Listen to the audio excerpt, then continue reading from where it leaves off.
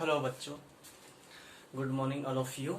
आज हमारा जो टॉपिक रहेगा, सबसे पहले हमारे जो इलेक्ट्रोस्टैटिक्स की सीरीज चल रही थी उसमें लेक्चर नंबर 2 चैप्टर नंबर 1। अच्छा, आज हम क्या पढ़ेंगे? आज हम पढ़ने वाले हैं कूलम्ब्स लॉ, और कूलम्ब्स लॉ पर बेस्ड कुछ क्वेश्चंस पढ़ेंगे, नीट, जेई मेन और एडवांस लेवल, बाकी बोर्ड तो होगा ही। और उसके साथ साथ में आज इसका वेक्टर फॉर्म पढ़ेंगे कूलम्ब्स लॉ की। एंड जो थर्ड जो हमारा टॉपिक होगा प्रिंसिपल ऑफ सुपरपोजिशन। आज हम ये तीन चीज कवर करने वाले हैं, तो करते हैं शुरू। अच्छा, एक मिनट में कैमरा देख लेता हूं, चल रहा है क्या? ओके। तो हमने बात कर रहे थे कूलम्ब्स लॉ का यूज। देखो, पहले तो ये है क्या, हमें पता था या पता है कि जब दो charge is suppose that here a charge Q1 here and another charge Q2, suppose that. अब ये सपोज दोनों पॉजिटिव हैं या दोनों नेगेटिव हैं या दोनों एक पॉजिटिव एक नेगेटिव है, तो ये इसको ऊपर एक फोर्स लगा रहा होगा, ये इसके ऊपर एक फोर्स लगा रहा होगा। इट मीन्स ये दोनों एक इंटरेक्शन हो रहा होगा, इन दोनों के बीच में एक अनुक्रिया हो रही होगी, अर्थात ये इसके ऊपर बल लगा रहा होगा, ये इसके ऊपर बल लगा रहा होगा। या तो वो अट्रैक्शन नेचर का होगा या तो वो रिपल्सन नेचर का होगा, ये डिपेंड करेगा इनके नेचर पर।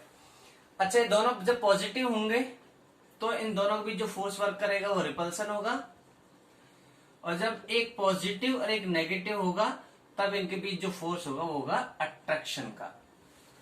अच्छा, या दोनों नेगेटिव होंगे तब इनके बीच रिपल्सन होगा। तो ये जो फोर्स लग रहा है या जो इंटरेक्शन हो रहा है, ये इंटरेक्शन की वैल्यू, इट मीन्स इस फोर्स की वैल्यू कितनी होती है, हम इस फोर्स को कैसे कैलकुलेट करेंगे, ये फोर्स कितना निकल के हमारे पास आता है, तो इसके लिए हमको लगाना पड़ता है कूलम्ब्स लॉ। कूलम्ब्स लॉ भी वैसे ही है, उसी तरह है जैसे हमने ग्रेविटेशनल फोर्स लगाया था 11th क्लास के अंदर। हमने पढ़ा था कि जब दो मासेस होते हैं, सपोज दैट यहाँ पर एक मास है M1, यहाँ पर मास है M2, और दोनों के बीच में जो सेपरेशन है R, तो ड्यू टू देयर मासेस एक फोर्स वर्क करता है इनके बीच में, अट्रैक्शन फोर्स। ये इसको अट्रैक्ट करता है, इसको अट्रैक्ट करता है। जो फोर्स होता है जिसको हम ग्रेविटेशनल फोर्स कह रहे थे, Fg which is M1 M2 upon R²।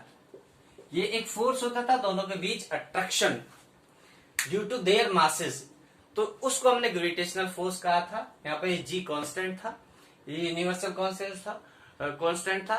ठीक इसी तरीके से जैसे मासेस की वजह से एक फोर्स वर्क कर रहा है विच इज दिस, ठीक इसी तरीके से दो चार्जेस की वजह से या तीन चार्जेस की वजह से या मेनी ऑफ चार्जेस की वजह से उनके बीच में जो आपस में इंटरेक्शन होता है, जो फोर्स लगता है, वो फोर्स को बोलते हैं कूलम्ब फोर्स, इलेक्ट्रोस्टैटिक फोर्स। अब हम बात करते हैं कूलम्ब का जो स्टेटमेंट है वो क्या है। कूलम्ब का जो लॉ है वो तीन चीजों पर बेस्ड है। नंबर 1, जो दो चार्जेस है, suppose that here Q1 charge and here Q2 charge, इनके बीच में जो सेपरेशन है, और सेपरेशन लेना है हमें इनके सेंटर से। मैं बताऊंगा सेंटर कैसे हम फाइंड आउट करेंगे। तो सबसे पहले स्टेटमेंट है कि जो इनके बीच में लगने वाला जो फोर्स है F, वो डायरेक्टली प्रोपोर्शनल टू होता है इनके प्रोडक्ट के। इट मीन्स दोनों के प्रोडक्ट के डायरेक्टली प्रोपोर्शनल होता है फोर्स। अगर इन दोनों का प्रोडक्ट ज्यादा है, इन दोनों का गुणनफल ज्यादा है, तो फोर्स की वैल्यू भी ज्यादा होगी, पहली चीज। दूसरी चीज क्या थी कि जो फोर्स है वो इनवर्सली प्रोपोर्शनल टू होता है, इनवर्सली स्क्वायर के इनवर्सली प्रोपोर्शनल टू होता है। इट मीन्स इनके बीच का जो सेपरेशन है वो जितना ज्यादा होगा फोर्स की वैल्यू उतनी ही कम होगी, और सेपरेशन जितना कम होगा फोर्स की वैल्यू उतनी ही ज्यादा होगी। अब इन दोनों को अगर हम एक साथ लिखें तो F इज प्रोपोर्शनल टू, ऊपर तो Q1 Q2 है, नीचे है R²।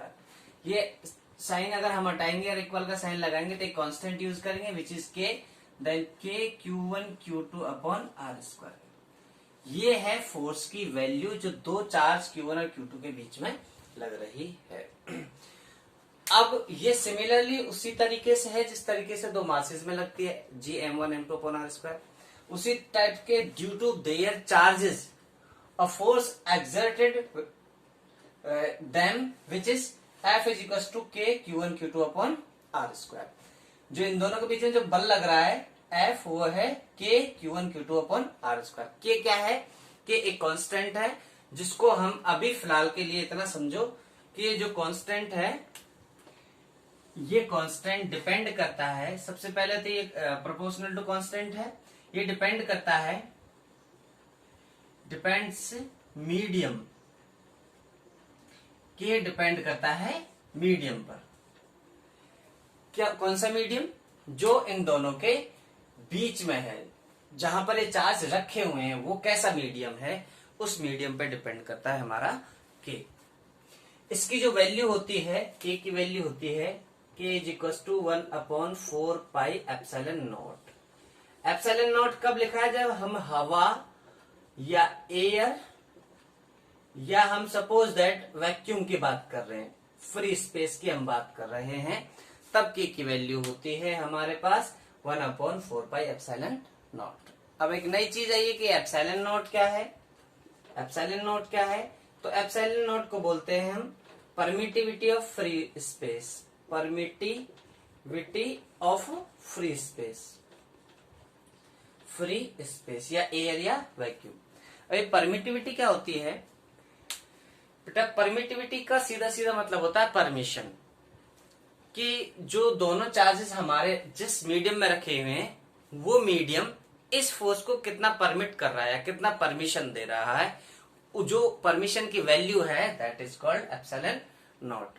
ये एयर के लिए परमिशन होता है या परमिटिविटी वैल्यू होती है 8.85 इंटू 10⁻⁻12।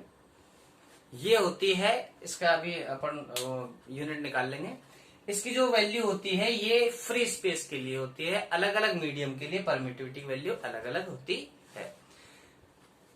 फिर दोबारा समझाना चाह रहा हूं मैं, एप्सिलॉन नॉट होता है परमिटिविटी, इट मीन्स परमिशन, कि कोई मीडियम इस फोर्स को लगने में कितना परमिट कर रहा है, इस फोर्स के लिए कितनी परमिशन दे रहा है, ये कहलाता है हमारा परमिटिविटी ऑफ फ्री स्पेस। अगर मीडियम है तो परमिटिविटी ऑफ मीडियम कहलाएगा, अगर फ्री स्पेस है खाली जगह तो परमिटिविटी ऑफ फ्री स्पेस कहलाता है। जब ये वैल्यू हम इसके अंदर रखते हैं तो हमारे पास ये फॉर्मूला बन के आता है, ये आता है हमारे पास, जो सॉरी के की वैल्यू आती है, के इज इक्वल टू आता है 1/4 pi into 8.85 into 10⁻⁻12, this is 9 into 10⁻⁹। इसकी यूनिट क्या है अभी हम बात कर लेंगे, यूनिट निकाल कर। तो के की वैल्यू हमको डायरेक्टली याद रखनी, के इज इक्वल टू 9 इंटू 10⁻⁹ हमको रटना नहीं है। अच्छा, इसका यूनिट भी अभी निकाल लो। देखो के की यूनिट यहां से निकाल सकते हैं हम लोग। के की यूनिट चाहिए तो यहाँ पर है फोर्स, फोर्स की यूनिट न्यूटन, ये इसके साथ इंटू हो जाएगा तो न्यूटन मीटर स्क्वायर अपॉन ये इसके नीचे चल जाएगा तो कूलम्ब स्क्वायर। ये हो जाएगी के की वैल्यू। के की कंप्लीट वैल्यू ही 9 इंटू 10⁻⁹ न्यूटन मीटर स्क्वायर पर कूलम्ब स्क्वायर। ये हुई हमारी एक बात कि इससे हमें फॉर्मूला निकल के आया। वो फॉर्मूला जो आया है वो आया है F is equal to K Q1 Q2 upon R square. एक बात। दूसरी बात क्या है, फर्स्ट ऑफ ऑल मैं लिख देता हूं। सबसे पहली बात हमारी समझ में आई है कि जो फोर्स है या इंटरेक्शन है दो चार्जेस के बीच में, वो इलेक्ट्रोस्टैटिक फोर्स है पहली बात तो, which is F E is equal to K Q1 Q2 upon R square. R इनके बीच का सेपरेशन है, R इनके बीच का सेपरेशन, पहली चीज कूलम्ब लॉ की। दूसरी चीज क्या है कि ये जो फोर्स है, इस फोर्स की जो डायरेक्शन होगी, इस फोर्स की जो डायरेक्शन होगी, या ये जो फोर्स एक्ट करेगा, ये इस जॉइनिंग लाइन के अलोंग विद एक्ट करेगा। ये जो फोर्स, इसके ऊपर फोर्स लगाएगा तो इस लाइन के अलोंग विद, अगर रिपल्सन होगा तो इस जॉइनिंग लाइन के अलोंग विद इधर लगाएगा, ये भी इसके ऊपर इसी लाइन के अलोंग विद वर्क करेगा। मतलब ये जो फोर्स है ये एक्ट करेगा जॉइनिंग लाइन के अलोंग विद, एक्ट्स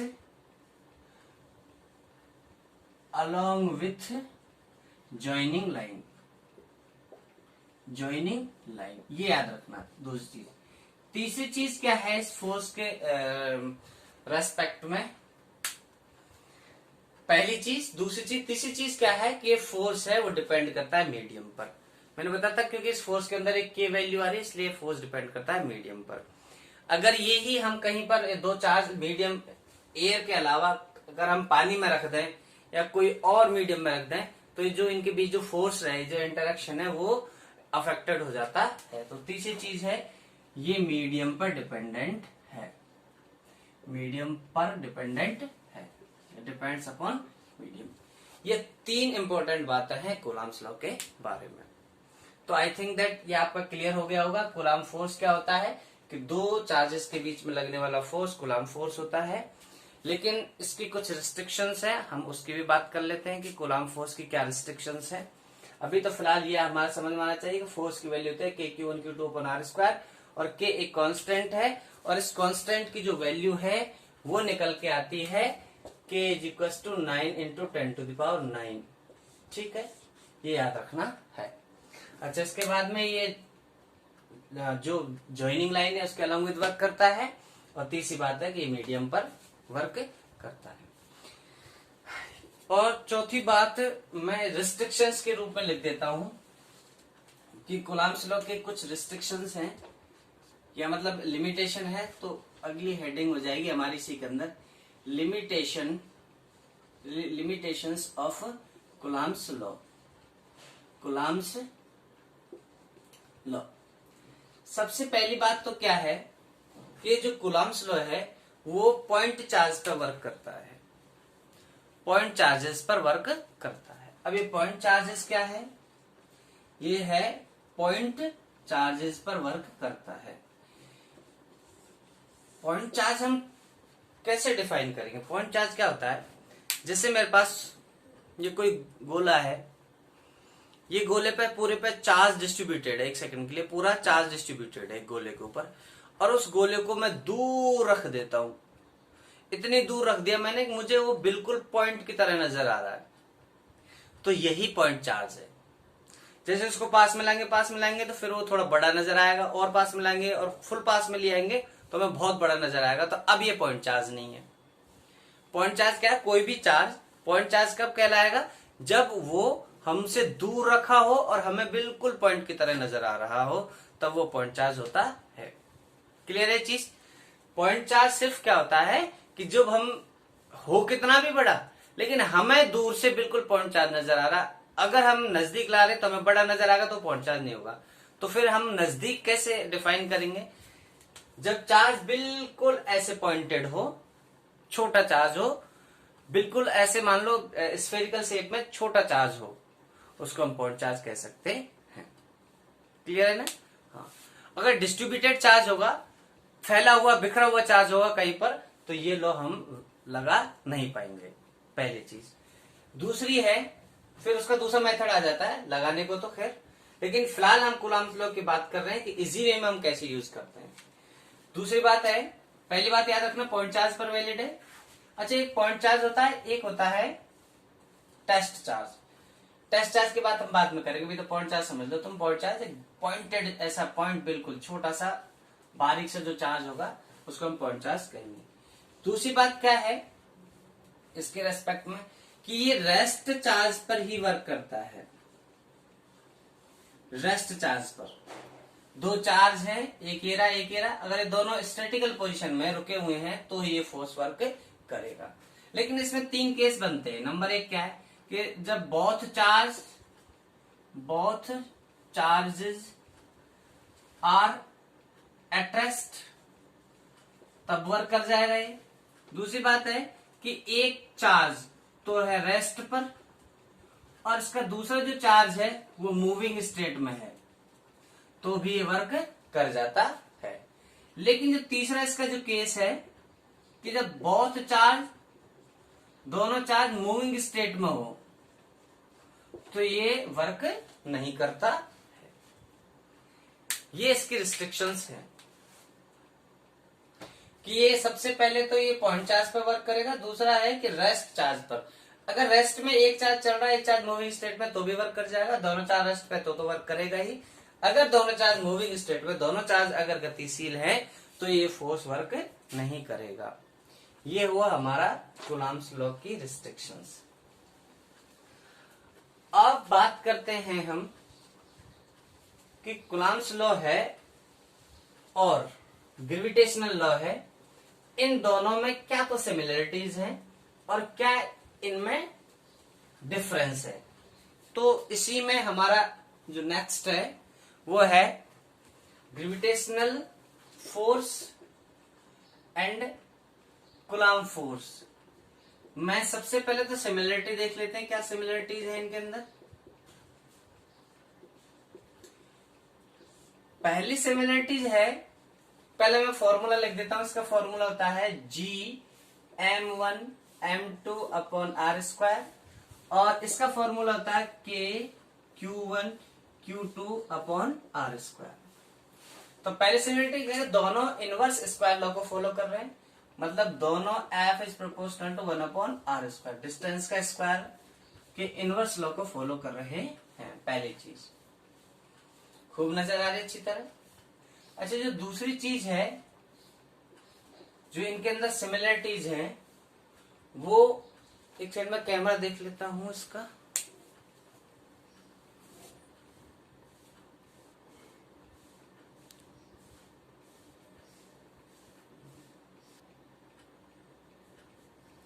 हाँ जी, तो हम बात कर रहे थे कि इनके अंदर सिमिलरिटीज क्या है। पहली सिमिलरिटी है कि दोनों ही इनवर्स स्क्वायर लॉ को फॉलो करते हैं, और दूसरी सिमिलरिटी है कि दोनों ही जॉइनिंग लाइन के अलोंग विद वर्क करते हैं, या एक्ट करते हैं ये जॉइनिंग लाइन के अलोंग विद।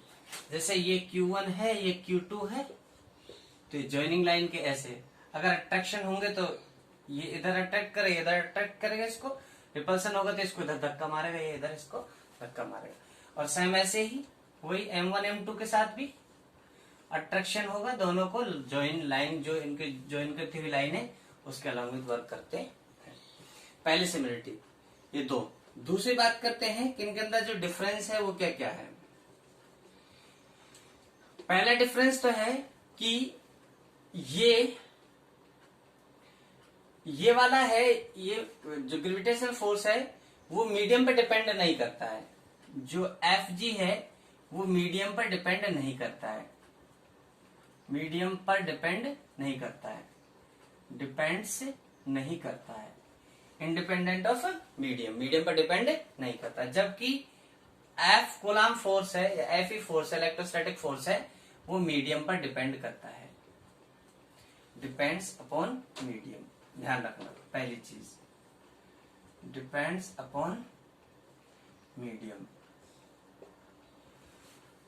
ये वाला मीडियम पे डिपेंड करता है, ये वाला मीडियम पे डिपेंड नहीं करता है। एक अंतर इन दोनों के बीच में।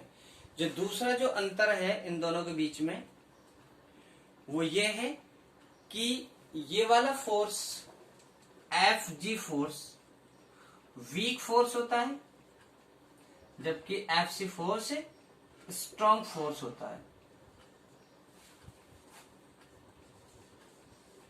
दूसरा इनके अंदर जो डिफरेंस है कि Fg जो ग्रेविटेशनल फोर्स है वो वीक फोर्स होता है, जबकि इलेक्ट्रोस्टैटिक फोर्स है वो स्ट्रॉन्ग फोर्स होता है।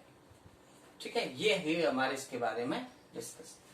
आगे बात करते हैं हम, अगला जो टॉपिक है कि अच्छा इसका ग्राफ और देख लेते हैं एक बार हम लोग कि ग्राफ कैसे बनता है इसका। एक और अंतर अगर हम देखना चाहें तो क्या हो सकता है कि Fg ही सिर्फ अट्रैक्टिव नेचर का होता है, अट्रैक्टिव नेचर का होता है, मतलब ग्रेविटेशनल फोर्स सिर्फ अट्रैक्शन नेचर का होता है, जबकि इलेक्ट्रोस्टैटिक फोर्स है वो अट्रैक्शन नेचर का भी हो सकता है और रिपल्सन नेचर का भी हो सकता है, रिपल्सिव नेचर का भी हो सकता है, दोनों हो सकते हैं, अट्रैक्शन और रिपल्सन दोनों हो सकता है इसके अंदर। तो इसके अंदर सिर्फ अट्रैक्शन होता है। ये इनके अंदर बेसिक क्या होगा, डिफरेंस हो गया। अब इसके एक ग्राफ की बात कर लेते हैं, रिलेशन R के साथ में, इलेक्ट्रोस्टैटिक फोर्स R के साथ में कैसे रिलेशन रिप्रेजेंट करता है। हमें पता है electrostatic force Fe is equal to K Q1 Q2/r²। R बढ़ने पर फोर्स डिक्रीज होगा। तो किस टाइप से फॉलो करेगा, इस टाइप से, ये फोर्स और ये distance.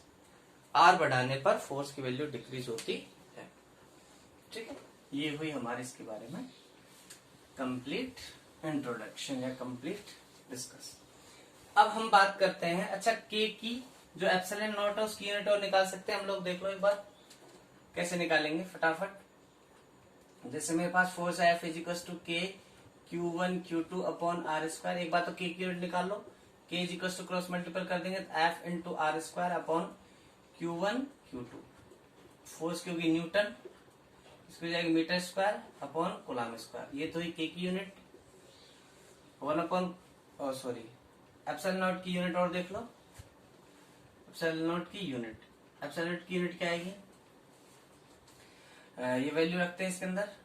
F is equals to, यहाँ पर रख लेते हैं चलो, K की वैल्यू होती है, K इज इक्वल्स टू है हमारे पास F into R square upon Q1 Q2। इसका क्या हो जाएगा 1 अपॉन 4 पाई एप्सिलॉन नॉट K की जगह is equals to F into R square upon Q1 Q2। Epsilon naught कि भाई ये तो कांस्टेंट है, इसको रेसिप्रोकल कर दो। अगर हम मतलब इसको उल्टा करेंगे क्या बन जाएगा 4 pi epsilon naught is equals to Q1 Q2 upon F into R square. ये तो कांस्टेंट है, एप्सिलॉन नॉट की जो यूनिट है वो हो जाएगी coulomb square upon newton into metre square. इसका डायमेंशनल फॉर्मूले भी हम दोनों के लिख सकते हैं। इसकी वैल्यू तो आप लोगों को पता ही है, 8.85 into 10 to the power minus के 12 होती है। इसकी वैल्यू आप लोगों को पता ही है 9 इंटू 10 टू द पावर 9 होती है। अच्छा ये वैल्यूज हैं, ये फ्री स्पेस के लिए है तो इसको हमें याद भी रखनी है। अलग अलग मीडियम में ये वैल्यू चेंज हो जाती है। अच्छा इसके बाद में हम एक छोटा सा क्वेश्चन ले लेते हैं कूलम फोर्स पर बेस्ड, फिर उसके बाद में हम आगे बात करते हैं। तो सपोज दैट एक रैंडमली क्वेश्चन ले लेते हैं ऐसे ही। जैसे मेरे पास एक चार्ज है, एक चार्ज है Q1। Suppose that Q plus का Q चार्ज है, इधर एक प्लस का Q चार्ज है और इधर भी प्लस का Q चार्ज है। ये वर्टेक्स A, वर्टेक्स B और वर्टेक्स C। तो फोर्स ऑन C निकालना है। Suppose that force on vertex C या वर्टेक्स C पे जो चार्ज है इस पे कितना फोर्स लग रहा है। अच्छा ये एंगल सारे कितने हैं 60 डिग्री है। तो हम कैसे निकालेंगे कि C पर कितना फोर्स लग रहा है। तो देखते हैं पहले force on C, force on C due to A पे जो चार्ज है उसकी वजह से फोर्स देख लेते हैं, और दोनों सेम नेचर के हैं तो रिपल्सिव होगा और उस टाइप से लगेगा। ऐसे लिख दो उसको, force on C due to A। तो FCA की वैल्यू क्या हो जाएगी, K दोनों पे चार्ज क्या है Q तो Q स्क्वायर अपॉन इनके बीच का सेपरेशन सपोज दैट A है, देन A स्क्वायर।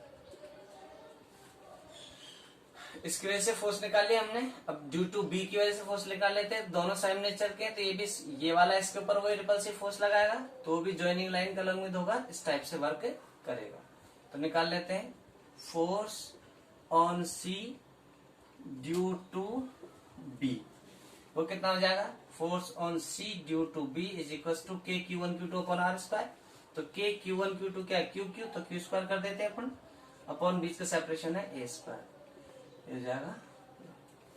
अच्छा देखो एक फोर्स इधर लग रहा है, ध्यान से देखो उनके बीच का एंगल है 60। एक फोर्स लग रहा है इधर, एक फोर्स लग रहा है इधर 60 डिग्री के एंगल पर। तो देखो इनका जो रिजल्टेंट फोर्स आएगा वो इस बीच से जाएगा, और रिजल्टेंट फोर्स निकालना आप लोगों को आता ही है। F resultant is equal to होता है रूट ऑफ, अगर इसको मैं F1 नाम दूं, इसका नाम F2 दूं, तो रिजल्टेंट कैसे आएगा FR। ये यहाँ पर FR इज इक्वल टू होगा F1 square plus F2 square plus 2F1 F2 upon cos of theta, ये इनका रिजल्टेंट होता है। अच्छा हमें पता है दोनों फोर्स इक्वल है, के क्यू स्क्वायर अपॉन ए स्क्वायर, के क्यू स्क्वायर अपॉन ए स्क्वायर, दोनों फोर्स, तो दोनों का F मान लेता हूं मैं। तो क्या बन जाएगा F resultant is equal to root of F square plus F square plus 2f cos of theta, दोनों बीच कितना है 60 कॉस ऑफ 60। अच्छा, इसमें जब वैल्यू रखेंगे हम इसको पहले कैलकुलेट कर लेते हैं। F 2f square plus 2f square और cos 60 की वैल्यू होती है हाफ, cos 60 की वैल्यू होती है हाफ। इनका क्या चल रहा है रूट, 2 से 2 कैंसिल आउट, क्या हो जाएगा 2 और 1 3 एफ स्क्वायर का रूट, एफ से ये खत्म तो एफ इंटू रूट 3, और एफ की वैल्यू आप लोग यहां से रख सकते हो क्योंकि ये दोनों एफ ही है, ये दोनों एफ ही है, दोनों इक्वल है ना, तो वैल्यू रख सकते हैं। तो एफ रिजल्टेंट आ जाएगा हमारे पास एफ की वैल्यू क्या है के क्यू स्क्वायर अपॉन ए स्क्वायर रूट 3, ये रिजल्टेंट फोर्स आ जाएगा। तो हम इस टाइप से रिजल्टेंट फोर्स निकाल सकते हैं। और भी बहुत सारे क्वेश्चन है, हम लोग करेंगे लास्ट में करेंगे। ये बोर्ड लेवल का एग्जाम्पल है, इजी। अच्छा, बात कर लेते हैं हम आगे सुपर पोजिशन की बात कर लेते हैं। पहले इसके वेक्टर फॉर्म की बात कर लेते हैं, कूलम्ब्स लॉ का वेक्टर फॉर्म कैसे होता है, फिर उसके बाद में सुपरपोजिशन की बात करेंगे, फिर क्वेश्चन सॉल्व करेंगे। तो हमारे पास vector form of Coulomb's law. अच्छा, आप लोगों को पता है अच्छी तरह, ये मैं हटा देता हूं यहां से। वेक्टर फॉर्म हम क्यों निकाल रहे हैं, क्योंकि हमें पता है कूलम्ब है, सॉरी जो फोर्स है वो वेक्टर क्वांटिटी है। जब फोर्स वेक्टर क्वांटिटी है तो हमें किसकी जरूरत होगी, तो हमें जरूरत होगी इसके वेक्टर फॉर्म की। तो वेक्टर फॉर्म निकालने के लिए सबसे पहले हम छोटी सी एक चीज समझते हैं, 11th का टॉपिक है, थोड़ा सेपरेट समझ लेते हैं उसको, वो समझ में आना जरूरी है। देखो, जिससे मेरे पास ये पॉइंट ए है और ये है पॉइंट बी, इसका पोजीशन वेक्टर है r1 वेक्टर और इसका पोजीशन है r2 वेक्टर, ठीक है। कोई आदमी ऐसे चल रहा है, कोई ऑब्जेक्ट ऐसे चल रहा है, इसके ऊपर ऐसे 1 से 2 चल रहा है, A टू B चल रहा है। तो ये जो सेपरेशन है, डिस्टेंस है या डिस्प्लेसमेंट बोल सकते हैं आप लोग। ये जो डिस्प्लेसमेंट है जब A से B जा रहा है तो कैसे निकालेंगे हम, r2 vector minus r1 vector. अगर ये डिस्प्लेसमेंट को मैं डेल r लिख दूं तो डेल r की वैल्यू हो जाएगी, डेल r वेक्टर की वैल्यू हो जाएगी r2 vector minus r1 vector. ध्यान रखना, फाइनल माइनस इनिशियल टेंशन ही नहीं है। जब A से B जा रहा है तो ये B फाइनल है, इनिशियल है, तो फाइनल माइनस इनिशियल ये हो जाएगी। अगर ये इधर से इधर जा रहा है, मतलब B टू A जा रहा है, तब जो डिस्प्लेसमेंट आएगा या जो डिस्टेंस आएगा, डेल r वेक्टर जो आएगा वो आएगा, B से A जा रहा तो ये फाइनल हो गया, ये इनिशियल हो गया। तो फाइनल क्या है r1 वेक्टर और इनिशियल क्या है r2 वेक्टर, ये हो जाएगा हमारा ये सेपरेशन। तो ये अगर चीज हमें आती है तो हम इसके बाद हम बात करते हैं वेक्टर फॉर्म की। तो मैं ये दोनों वैल्यू यहां पर रख देता हूं, डेल r कब, जब A टू B जाते हैं तो डेल r वेक्टर हो जाता है हमारे पास r2 vector minus r1 vector. जब B टू A जाते हैं तब डेल r वेक्टर होता है हमारे पास r1 vector minus r2 vector, ठीक है ना। इसके बाद हम बात करेंगे अब vector form of Coulomb's law. तो हमारे पास आएगा अगला जो टॉपिक है वो है vector form of Coulomb's law. Vector form of Coulomb's law, 1 second I check out.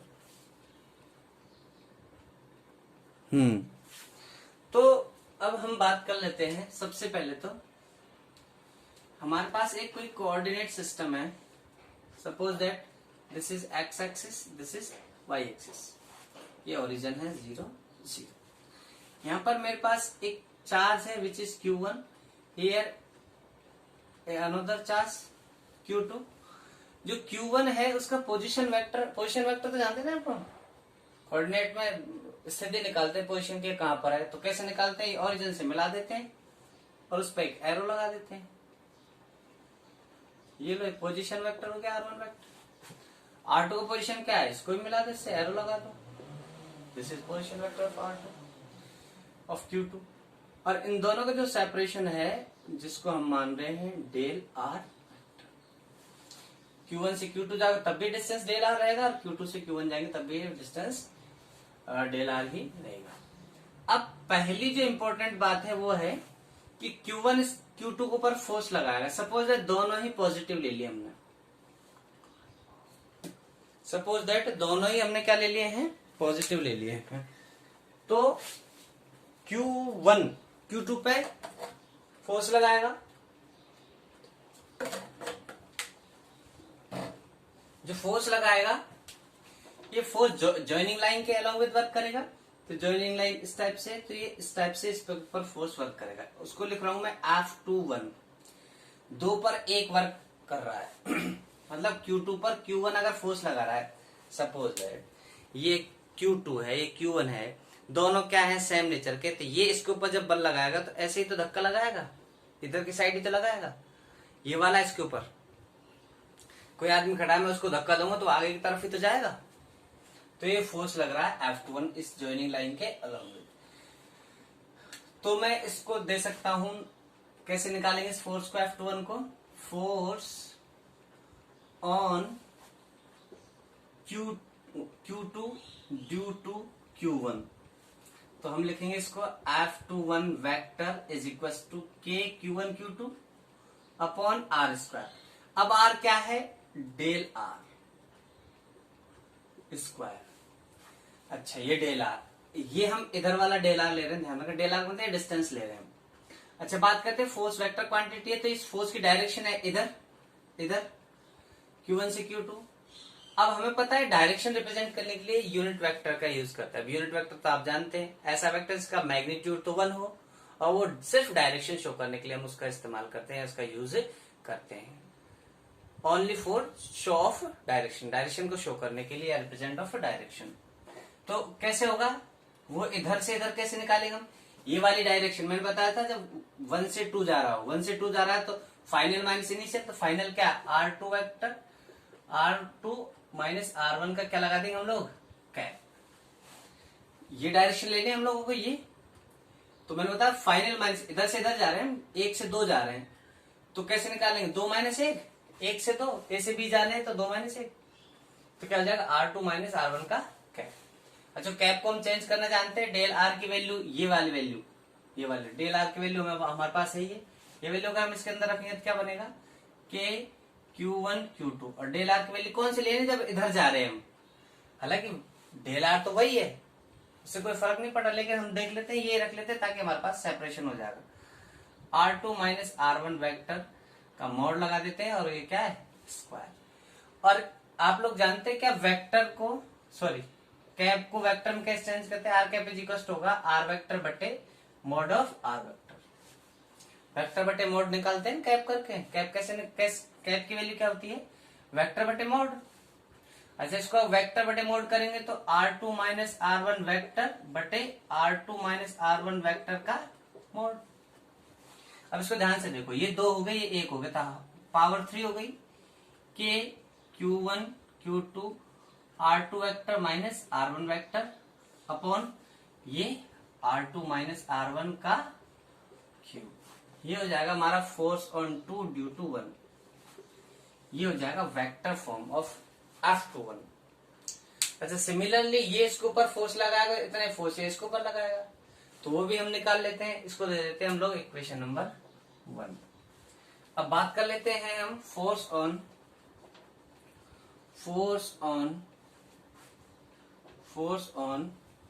Q1 due to Q2, force on Q1 due to Q1 कैसे निकालेंगे हम लोग उसको।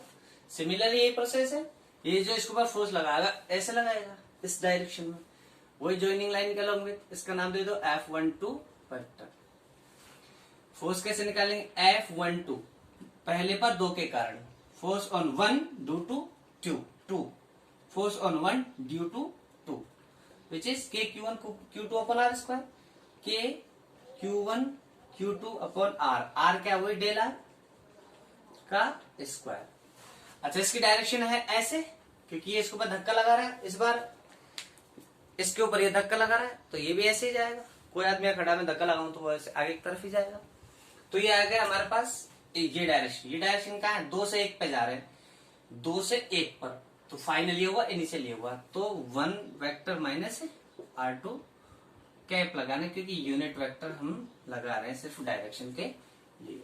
अच्छा, डेल आर की वैल्यू आपको पता ही है, इधर से इधर जाने पर वैल्यू तो वही है, लेकिन ये लिखेंगे ताकि हमारे पास सेपरेशन हो जाए। तो क्या हो जाएगा, F12 vector is equal to K Q1 Q2 upon del R की वैल्यू है R1 माइनस R2 का स्क्वायर। अच्छा, मैंने बताया था कैप को वेक्टर में कैसे चेंज करें, वेक्टर बाय मैग्नीट्यूड। तो इसको वेक्टर में कैसे करेंगे, R1 vector minus R2 vector और इसका मैग्नीट्यूड और इसका मैग्नीट्यूड। अब ध्यान से देखो, ये 3 होगी power, then F12 vector is equal to K Q1 Q2 upon इसको पावर 3 कर दो, R1 माइनस R2 की पावर 3 और ये हो जाएगा R1 vector minus R2 vector. ये हो जाएगा इक्वेशन नंबर 2। ये हो जाएगा वेक्टर फॉर्म ऑफ F1। अच्छा, अब देखने की बात ये है कि क्या दोनों फोर्स इक्वल हैं? ऑफ कोर्स दोनों फोर्स इक्वल है। देखो इक्वेशन नंबर 1 और 2 को देखो, के Q1 Q2, के Q1 Q2 और बीच में डिस्टेंस है सिर्फ R2 माइनस R1 करो चाहे R1 माइनस R2 करो, R2 माइनस R1 करो तो भी डेल आर है, या R1 माइनस R2, मतलब दिल्ली से जयपुर जाओ चाहे जयपुर से दिल्ली आओ, बात तो वही है ना। जाने में भी उतना ही डिस्टेंस कवर करेंगे और आने में भी हम उतना ही डिस्टेंस कवर करेंगे। तो डेल आर तो डेल आर ही है। ये तो सिर्फ क्या है, मैग्नीट्यूड है, डायरेक्शन से कोई हमें मतलब ही नहीं है यहाँ पर। तो मैग्नीट्यूड है R1 माइनस R2 और इधर R2 माइनस R1, बाकी मैग्नीट्यूड तो वही है डेल आर। अगर 2 सेंटीमीटर इधर जाएंगे तब भी 2 सेंटीमीटर है, इधर आएंगे तब भी 2 सेंटीमीटर है। तो यहाँ ये वैल्यू जो सिर्फ मैग्नीट्यूड देती है हमें, जो सिर्फ मैग्नीट्यूड देती है हमें, जो सिर्फ मैग्नीट्यूड देती है हमें, ये तो इक्वल है। अब ये है, इसको देख लो, ये है R2 माइनस R1, ये है R1 माइनस R2। अगर मैं इसमें से माइनस कॉमन निकाल लो, इसमें से अगर इसमें से बेटा इसमें से या इसमें से मैं माइनस कॉमन निकाल लेता हूं, ध्यान से देखो इधर, इसको देखो थोड़ा सा अलग डब्बे में, del R vector is equal to है R2 vector minus R1 vector. अब देखो अगर मैं माइनस कॉमन कर लेता हूं तो ये प्लस का हो जाएगा और ये माइनस का हो जाएगा, बाकी सब चीज ऐसे कैसे रहेगी। तो देखो फिर ये है R1 माइनस R2, तो इसमें से माइनस बाहर निकालने पे ये भी R1 माइनस R2 बन जाएगा, सेम, सिर्फ माइनस का फर्क हो जाएगा। तो फ्रॉम इक्वेशन 1 एंड 2 ध्यान से देखना, फ्रॉम इक्वेशन 1 एंड 2 ये है R1 माइनस R2, ये भी बन जाएगा R1 माइनस R2, अगर माइनस बाहर निकाल दूंगा तो सेम हो जाएगा। तो क्या हो जाएगा, F12 वेक्टर, ये F12 वेक्टर, ये भी F21 वेक्टर के बराबर हो जाएगा, लेकिन सिर्फ किसका साइन आएगा, माइनस का। अब माइनस का साइन का मतलब क्या है और इस पूरी चीज का मतलब क्या है, तो मैं ये आपको यहाँ पे समझा रहा हूँ, ये मिटा रहा हूँ, अगर आप लोगों ने छाप लिया हो तो देखो ध्यान से। जो मेरे पास आया है, ये आया है हमारे पास कि F12 vector is equal to है F21 वेक्टर। इसका मतलब क्या है, इससे 2 कंक्लूजन निकल के आ रहे हैं हमारे सामने। एक तो क्या निकल के आ रहा है कि दोनों फोर्स मैग्नीट्यूड में तो इक्वल है, दोनों फोर्स मैग्नीट्यूड में तो इक्वल है, दोनों फोर्स मैग्नीट्यूड में इक्वल है। मतलब ये है कि ये वाला इसके ऊपर जितना फोर्स लगाएगा उतना ही फोर्स ये इसके ऊपर लगाएगा। पहली चीज कंप्लीट, मैं इसको बाई एग्जांपल भी समझा दूंगा आपको। दूसरा है कि जो डायरेक्शन है दोनों फोर्सेस की वो अपोजिट है। माइनस साइन क्या बता रहा है, माइनस साइन का मतलब यही है यहाँ पर कि पहले वाले ने उसके ऊपर फोर्स लगाया इस डायरेक्शन में, तो उसने फोर्स उसके ऊपर लगाया उस डायरेक्शन में। अगर अट्रैक्शन है तब भी अपोजिट होते हैं, अपोजिट डायरेक्शन में होते हैं। अगर रिपल्सन है तब भी अपोजिट डायरेक्शन में होते हैं। सपोज दैट ये दोनों प्लस प्लस के हैं, तो ये इसको इधर धक्का देगा, इधर धक्का देगा। अगर ये प्लस का एक्स एक्सिस है तो ये माइनस का एक्स एक्सिस में जा रहा है, तो अपोजिट हो गए। अगर ये दोनों अट्रैक्टिव नेचर के हुए, ये इधर ये इधर, ये इसको इधर खींचेगा, इसको इधर खींचेगा, तो ये किधर प्लस के एक्स डायरेक्शन जा रहा होगा और ये माइनस के एक्स डायरेक्शन में जा रहा होगा। इट मीन्स ये दोनों ही क्या है, अपोजिट नेचर के हैं। क्लियर है? अच्छा, ये फोर्स इक्वल होते हैं, इनका बड़ा ध्यान रखना है। सपोजिट कैसे, जैसे मैं एक एग्जांपल ले लेता हूं कि फोर्स इक्वल कैसे हैं। जैसे मेरे पास एक चार्ज है, ये Q1 चार्ज है सपोजिट 10 कूलम का, और एक Q2 चार्ज सपोजिट 5 कूलम का, ठीक है।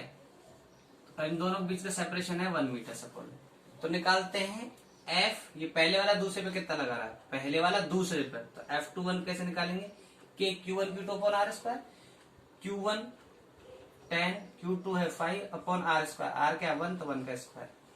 डायरेक्शन तो हमें पता है, इधर लग रहा है, तो कितना हो जाएगा ये 1 का स्क्वायर, ये हो जाएगा 50, 50 K, ये फोर्स हो गया F21। और F12 देखते हैं, ये इसके ऊपर फोर्स लगाएगा इस डायरेक्शन में, अगर दोनों सेम नेचर के हैं तो इस डायरेक्शन में लगाएगा, तो हो जाएगा K Q1 Q2 upon R square. K Q1 कितना है 10, Q2 कितना है 5 अपॉन R स्क्वायर क्या है 1 का स्क्वायर, तो इसको करेंगे 50, 50 K और 1 का स्क्वायर 1, 50 K। तो देखो दोनों फोर्स इक्वल है, पहले वाले जिस पे जितना, दूसरे वाला जितना फोर्स लगाएगा उतना ही फोर्स पहले वाला लगाएगा। ये क्लियर है, ये चीज ध्यान रखना। अच्छा, ये हुई हमारा vector form of Coulomb's law. अच्छा, अब हम आगे जो बात कर रहे हैं, एक क्वेश्चन ले लेते हैं, फिर उसके बाद में सुपरपोजिशन की बात करेंगे। तो मैं एक क्वेश्चन लिख देता हूं, जिसको हमें करना है, बोर्ड पे लिख देता हूं।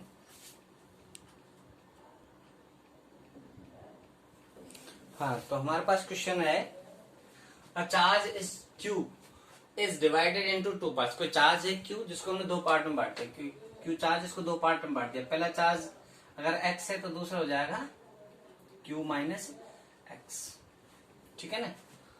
पहला अगर X, पहला पार्ट X है तो दूसरा क्या बचेगा Q माइनस X। अगर ये 10 होता तो पहला पार्ट अगर 2 मान ले तो दूसरा क्या होता 10 माइनस 2, इट मीन्स 8। तो हम लोग ये चीज जानते हैं। अच्छा, divided in 2 parts such that electrostatic force between two parts is maximum। इसमें जो फोर्स लगेगा इन दोनों चार्जेस के बीच वो मैक्सिमम फोर्स होगा, पहली बात। और मैक्सिमम मिनिमम मैंने आप लोगों को समझा दिया था कि मैक्सिमम निकालते हैं पहले तो फर्स्ट डेरिवेटिव निकालेंगे उसका, फिर फर्स्ट डेरिवेटिव 0 करके, मतलब d upon D x of f करके, d upon D x of F is equal to 0 रखेंगे। फिर उसके बाद में जो वैल्यू निकल के आएगी तो वो सेकंड डिफरेंशिएट के बेसिस पे पता चलेगा। सेकंड डिफरेंशिएट उसका अगर नेगेटिव आया तो वो वैल्यू होगी मैक्सिमा, अगर पॉजिटिव आया तो वो वैल्यू होगी मिनिमा। तो हमें तो मैक्सिमा निकालना है, मैक्सिमम फोर्स है वो चीज, तो उसका जो सेकंड डेरिवेटिव होगा या डबल डेरिवेटिव बोल सकते हैं, वो नेगेटिव आना चाहिए। अच्छा, खैर क्या जो भी चीज है वो देखो, सुनो, प्रैक्टिकली करते हैं जब समझ में आएगा। तो फोर्स ये है and find the charge on each. तो ये कितना है, कितना ये वैल्यू में निकालनी है। तो देखते हैं फोर्स कितना है। Electrostatic force F is equal to K Q1 Q2 upon R square. तो K Q1 कितना है X, Q2 है Q minus X upon R square. अगर इनके बीच का जो सेपरेशन है वो हमने लिया है क्या R, ये हो जाएगा Q1 चार्ज और ये हो जाएगा Q2 चार्ज। तो इसको कैसे करेंगे हम, D, अब इसका मैक्सिमा के लिए क्या करना पड़ता है हमें, D upon D X, D upon D R of D upon D x of F is equal to 0। ये हम करते हैं। अच्छा, ये करने से पहले हम क्या करते हैं, एक सेकंड के लिए, हाँ, तो करते हैं D upon D x of F. कैसे करते हैं, डी अपॉन डी, अच्छा इसको ना एफ डैश एक्स भी बोल सकते हैं आप लोग। तो कैसे करेंगे, देखो इसको करो सॉल्व। पहले इसको थोड़ा सा और आगे सॉल्व कर लेते हैं अपन। D upon D x of f, f की वैल्यू क्या हो जाएगी के, इसको इंटू कर दो k x q minus k x square upon are square, दोनों को सेपरेट कर दो। इक्वल टू क्या करना है 0। अच्छा, ये तो कांस्टेंट है,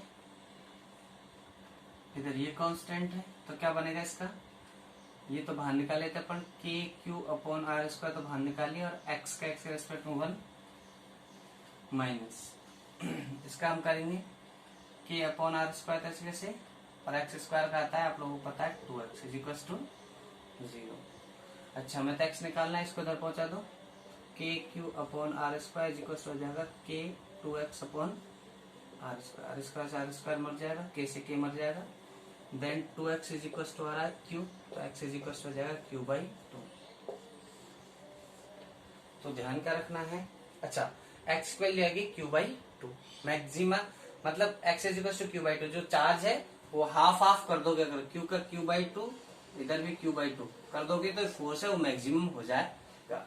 अच्छा मैक्सिमम होएगा या नहीं होगा वो हालांकि आंसर आ गया लेकिन फिर भी एक बार चेक कर लेते हैं, पर मैक्सिमम होगा या नहीं होगा तो क्या करना पड़ेगा हमें, इसका डबल डेरिवेटिव कर दो, अगर वो माइनस का है तो ये वैल्यू मैक्सिमम है, तो डबल डेरिवेटिव कर दो इसका, डबल डेरिवेटिव करेंगे तो पूरा कांस्टेंट है, हमको निकालना है F double dash of x, तो ये तो पूरा कांस्टेंट है तो ये तो जीरो आ जाएगा, minus minus K Q upon are square constant है तो बाहर निकाल लो के क्यू अपॉन आर स्क्वायर, और 2 भी कांस्टेंट है भी बाहर निकाल लो, और x का होता है 1, तो 1 लिखने की नीड नहीं है। तो देखो ये आया, ये वैल्यू नेगेटिव आई है, अगर ये वैल्यू नेगेटिव आई है तो ये वाली वैल्यू मैक्सिमा होगी।